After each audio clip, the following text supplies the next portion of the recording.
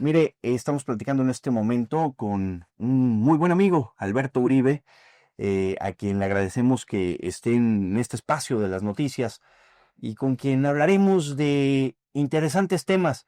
Pero en esta ocasión, Alberto, bueno, pues tiene una coordinación dentro de la Secretaría de Economía. Platícanos el nombre de tu coordinación porque la verdad es que está muy extenso. Yo tengo dos atribuciones importantes. Primero, gracias por la invitación, siempre un honor y qué gusto estar en Igualmente, entrevista Alberto. contigo. Tengo dos funciones centrales. Una que tiene que ver con la Dirección General de Contenido Nacional y Fomento del Sector Energético. Como ustedes saben, en el Plan México el contenido nacional es un asunto trascendental y es trascendental porque en momentos geoeconómicos como el que vive el país en general, pues es súper importante cuando algunas cadenas de suministro que vienen de Asia en general pues se cortan o cuando de repente traen más aranceles o con todo ese tema que pasa con la política con Estados Unidos en este momento, en donde un sentido es la incertidumbre, ¿no? Muchos empresarios siguen invirtiendo y van a apostar en México, pero esperan a ver cómo se van a mover algunas cosas. Decía el otro día, Brad nos platicaba que del 100% de aranceles que se podrían cobrar, el 80% de los productos mexicanos ya no va a tener arancel. Es decir, la negociación que tenemos va avanzando, falta un 20% con algunos temas. Por supuesto que hay muchos intereses. Fíjense ustedes de repente, hay productos en la industria automotriz que atraviesan hasta 6, 7 veces la frontera para terminarse un producto, porque lo que sucedió es que logramos del tratado anterior de comercio, que también lo negociamos con Trump, que también lo negoció Ebrard siendo secretario de los Exteriores, pues entonces lo que sucede es que hicimos una integración tan exitosa que hoy en día productos van y vienen 6, 7 veces. Entonces no puedes tú cobrarlos porque entonces empresas como Chevrolet o como Ford, pues entonces van a dejar de ser competitivas porque si le metes un impuesto, pues entonces el vehículo al final tendrá un precio mucho más elevado. Entonces lo que estamos discutiendo y a la hora de empezar estas negociaciones que vemos allá más todo el tiempo, pues tiene que ver también con la capacidad que puedas tener tú de entender que tienes que mejorar tus cadenas de producción. Entonces, mi dirección se llama Contenido Nacional y fomenta el sector energético. En Contenido Nacional me toca supervisar a las empresas petroleras, a Pemex misma, que cumplan con su contenido nacional. Y paralelamente, ahora que se abre, por ejemplo, la Secretaría de Energía también anunció un incremento importante de contenido nacional en tres temas que se manejan en energía, ¿no? Se maneja generación, transmisión y ¿cuál me faltó? Generación, transmisión y un tercero que todos prácticamente el 25% de contenido nacional se están yendo al 60%, menos generación y distribución es la tercera. Entonces, hoy en día tendremos que estar revisando el cumplimiento. Esa es una de mis atribuciones. La otra es el fomento al sector energético, es decir, reproducidas cadenas de valor, contenido nacional, cadenas de valor que te representen que, ¿qué pasa si China te deja de surtir algo? ¿Quién lo surte? No, pues no sé. Y no hay nadie que lo surta, no, ¿por qué no lo capacitamos y preparamos para que pueda ser una empresa mexicana que pueda ser la que sea esta cadena, una de las cadenas de la producción? Se ve complicado, pero es así.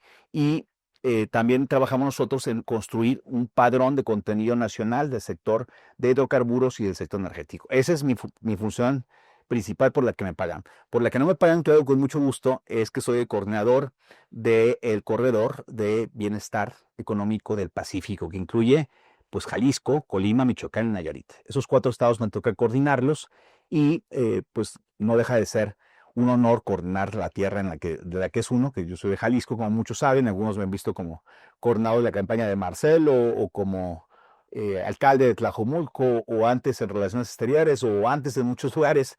Y entonces es muy interesante poder detonar qué me toca hacer ahí, sentarme con la industria electrónica y saber cómo estamos en energía, cuánta energía nos falta, qué tenemos que apostar, qué tenemos que hacer y a partir de estar escuchando los diferentes sectores, el electrónico, el agro, que es muy importante aquí en los 4 estados es muy importante en general, pues entonces lo que estamos haciendo nosotros es un gran trabajo para trabajar, para revisar los portafolios de inversión. Por ejemplo, tuve una reunión con la secretaria, con la SEDECO, Cindy Blanco, y estamos revisando a detalle el portafolio de inversión en Jalisco, qué tenemos que apretar. Por ejemplo, el portafolio de inversión de Jalisco, pues son muchísimos millones de dólares, pero resulta que son mucho más. Pero, ¿qué sucede? Que entonces algunos de los inversionistas, esta inversión la acreditan en la Ciudad de México. Y fiscalmente también, las dos cosas. Entonces, pareciera que no están invertidos aquí cuando aquí tú tienes incentivos en el Estado para atraer inversiones, se hacen las inversiones multimillonarias y se registra la inversión en la Ciudad de México. Lo cual, pues estamos trabajando como para decir, no, si lo hiciste aquí, si hay los incentivos aquí, esa inversión o esos números tienen que quedar, se registran en Jalisco, ¿no? Entonces, trabajo con los 4 SEDECOs. El SEDECO es el secretario de Economía de cada uno de los estados. Hoy, por ejemplo, instalamos en Jalisco también el programa de abasto en situaciones de emergencia. Entonces, pues ves a Protección Civil, gobierno federal, gobierno estatal, gobierno municipal, al mercado de abastos, a diferentes empresas que se dedican a la distribución, para cualquier caso de emergencia que tuviéramos, poder accionar inmediato en el abasto en casos de emergencia. Entonces, estamos metidos en muchos temas, como podrás ver. Por eso lo complicado del cargo, ¿no? Como de 3 cosas, ¿no? Lo lo de hidrocarburos, lo energético, en materia de energía en general, y lo relacionado con la promoción de inversiones. Y también trabajamos muy fuerte, ahora vamos a platicar, con lo hecho en México. Es decir, cuando hablamos de contenido nacional, pues lo que nosotros pensamos es cómo incrementar la producción nacional con contenido nacional. Entonces, había antes un comercial que decía: lo hecho en México está bien hecho. Y la realidad es que somos muy competitivos, pero tenemos que aumentar producción local para dejar de traer cosas, importar tantas cosas que estamos importando, porque se dejó de hacer en el modelo económico anterior. Pues tráete de todo de China porque sale más barato, pues dejamos de producir aquí, llega el chip, ya lo produces en lo que tengas que construir, y entonces, pero la realidad es que dejamos de construir en lo local. ¿Y qué sucederá, por ejemplo, en este tema económico con esos famosos chips, como ya lo platicabas? Viene de China, eh, para el caso de Estados Unidos, todo lo que viene de China tiene un arancel. Sí. ¿Qué va a pasar con lo que exportemos que esté hecho aquí, pero traiga ese chip de China? Son unas grandes negociaciones. Me decía una empresa, por ejemplo, de Estados Unidos, que ellos ya van a establecer en Denver la construcción de una parte que les falta para ensamblar vehículos que tiene que ver con China, pero dicen, pero tardamos 2 años y medio en hacer la fábrica. Pues es que nadie esperábamos como este jugador de póker jugado tan fuerte, y no te lo esperabas, dejaste de hacer contenido nacional, y entonces sí, tenemos que construir de inmediato fábricas, sí, nada más dura 2 años y medio, 3. Sí, claro. Entonces, en 2 años y medio, 3, prácticamente el periodo de hombre se acabó. Pero independientemente en un mundo globalizado, pues evidentemente tienes que buscar los mejores proveedores, pero con las condiciones de aranceles ya no se convierten en los mejores proveedores. Entonces estamos en una eh, guerra económica entre China y Estados Unidos, y cada quien haciendo aliados. Lo que Estados Unidos tiene que saber es que México es un aliado potencial en todo, en consumo y en producción. Y entonces este bloque Estados Unidos, Canadá, México, pues no dejó de ser muy potente. Hoy Canadá está más distanciado ya de Estados Unidos. Trump queriendo comprar como que si fuera una isla Canadá, y evidentemente los canadienses, que si algo tienen también es orgullo, y además tienen un sentido por la protección del medio ambiente, y además por sus costumbres y por cosas así, que pues están parados de cabeza, no les gusta. Pero me parece que todo es una oportunidad en momentos de crisis, momentos de revisar tus estrategias como empresa, momentos de revisar tus cadenas de valor, de producción, tus aliados, tus costos, tus precios, establecer, investigar nuevos mercados, a dónde puede vender. Y ahí en donde tenemos que trabajar con la Secretaría de Relaciones Exteriores, con los embajadores, con las áreas económicas del gobierno, y buscar nuevos clientes, nuevos socios estratégicos, y hacer un país mucho más competitivo.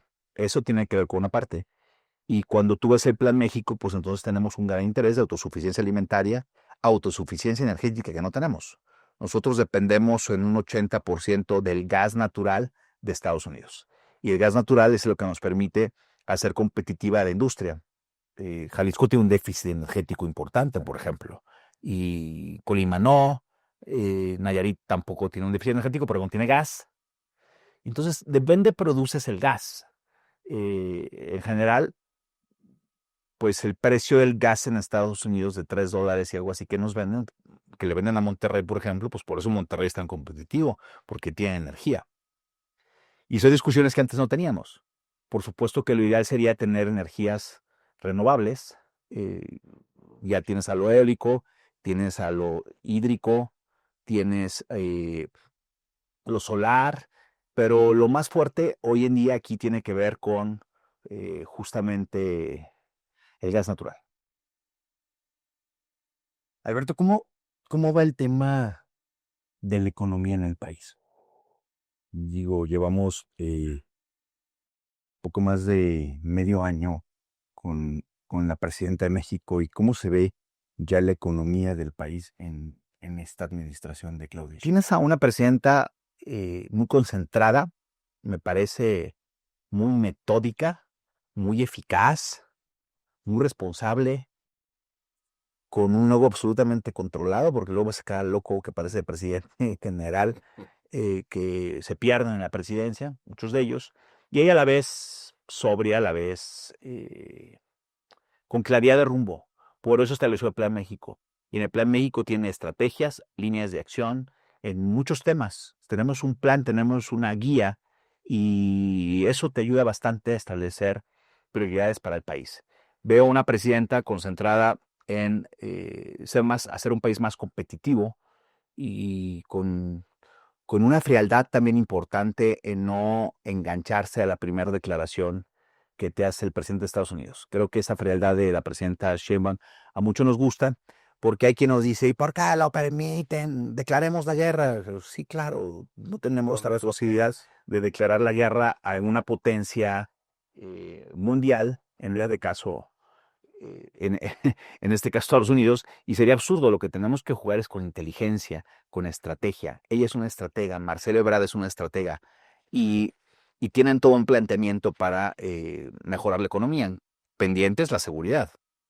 Necesitamos mejorar la seguridad y hay una serie de estrategias en el tema. Pendientes, o sea, en este país, por ejemplo, para abrir un parque industrial, tarda 2 años y medio, para abrir una gasolinera igual. Entonces no puedes tardar en esos tramos tan grandes eh, de tiempos de respuesta, porque entonces el esquema y los gobiernos son tan burocráticos a nivel federal, a nivel municipal hay muchísima corrupción para poder sacar usos de suelo. Y entonces cualquier inversionista extranjero que quiere invertir dice, qué locura de los municipios, qué locura de la tramitología, qué lento de los procesos. No, ya no quiero invertir, no voy a otro lado. Entonces, que hay está consciente de eso y estamos por hacer una reducción muy importante del número de trámites en diferentes dependencias. Otro gran cambio que tiene el país es en lo energético. Digamos que la desaparición de la CRE, la desaparición de la Comisión Nacional de Hidrocarburos, pues te permite hacer un nuevo modelo, un nuevo diseño, más simplificado, más rápido. Pues acaban de aumentar a 20 megawatts la posibilidad de producción cuando antes era 5.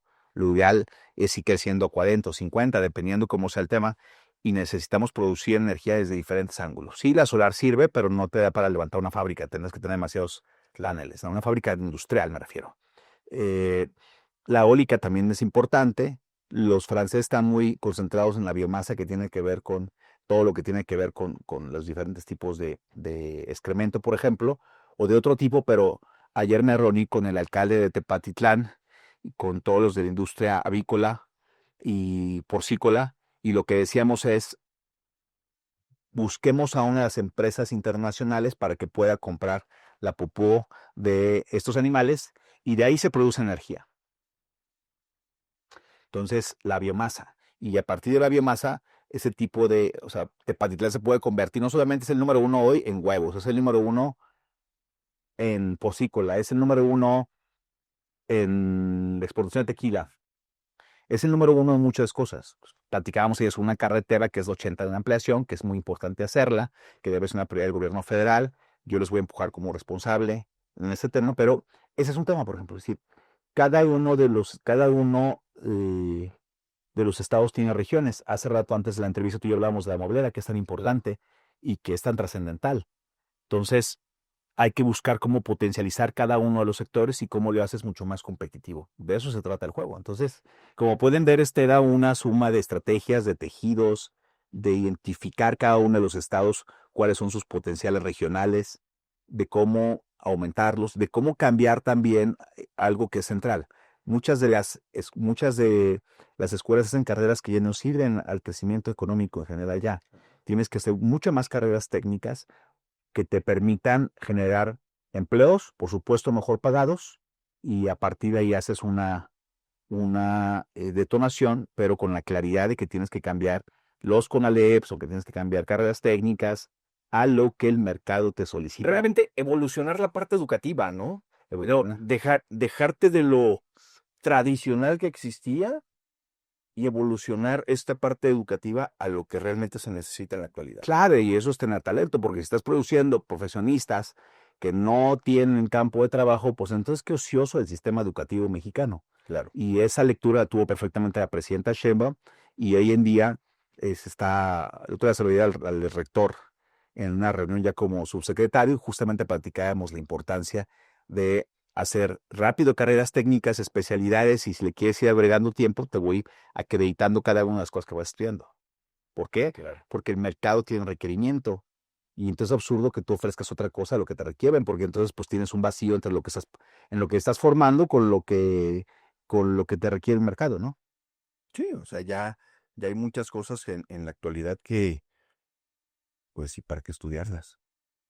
Sí, y entonces, eh, y hay otras que tienes que empujar. Es decir, cuáles son las características. Eso me gusta del modelo de la Universidad de Guadalajara, por ejemplo, en Ocotlán, ¿no? Que tienen su centro universitario, en Tepatitlán, en Vallarta, y entonces es ir detonando con mucho más claridad cuáles deben de ser los haberes de los diferentes estudiantes, dependiendo de lo que puedas construir.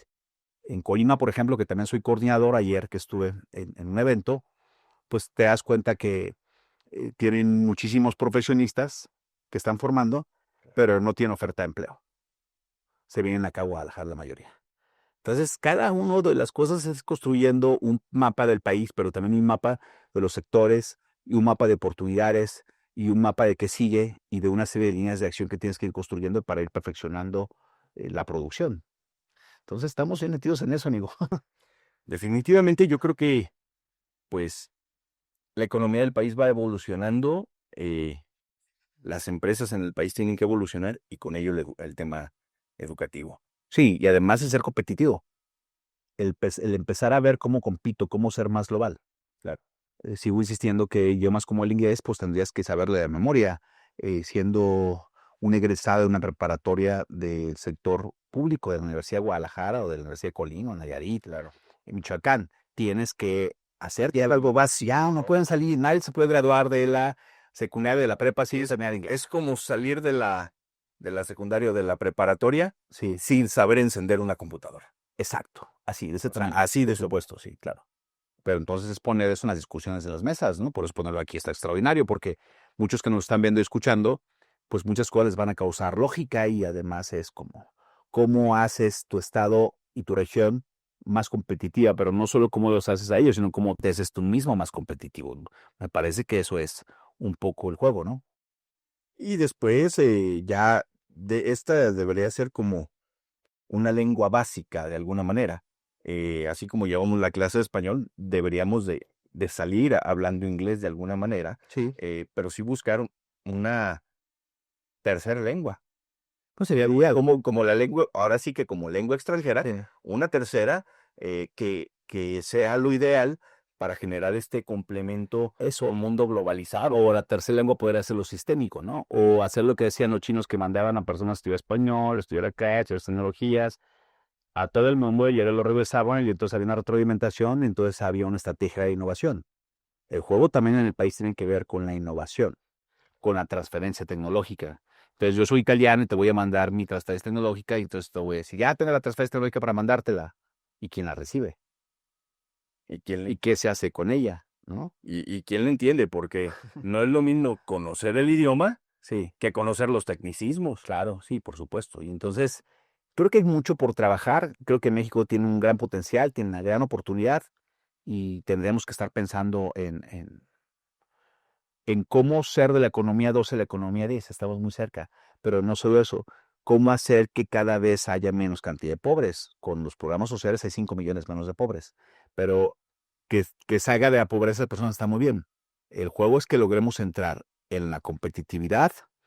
Hay muchos, Jalisco, particularmente Guadalajara, es más comercio que industria y otras cosas, y cada uno tiene potenciales diferentes que tienes que exponenciar, y para eso necesitas un diagnóstico, líneas de acción estratégicas que te permitan construir el arenderas, como dura el Buki, ¿a dónde vamos a parar? Si no tienes un diagnóstico y si no tienes una ruta.